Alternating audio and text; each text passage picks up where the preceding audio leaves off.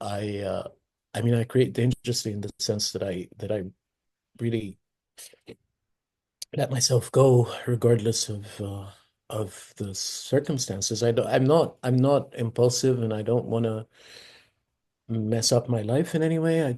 If I can avoid it, but in terms of like what's happening on the page, I don't really impose strictures on myself.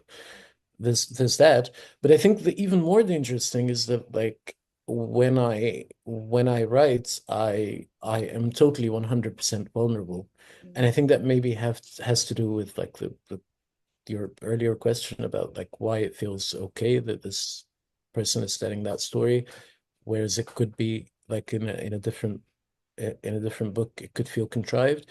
And I think part of the reason for that is that I'm totally defenseless. You know, I have no armor when I write, and I think that's the most dangerous thing, right?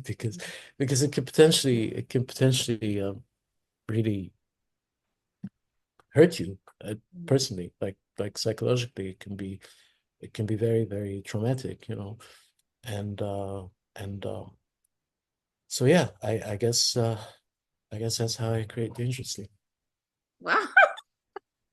I, sorry, I told you I was gonna fangirl. I'm like, wow, that's such a Oh, good. I'm so flattered, seriously.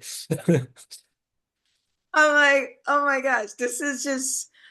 I love how people think. I love people's minds, and it's just like just reading this book was so explosive for me in many ways, in terms of writing, in terms of structure, in terms of character, and I really Mhm. appreciate that. And I think you can feel the vulnerability like resonating in every part of the book, you know. Yeah. So Yeah. I really appreciate that. Yusuf,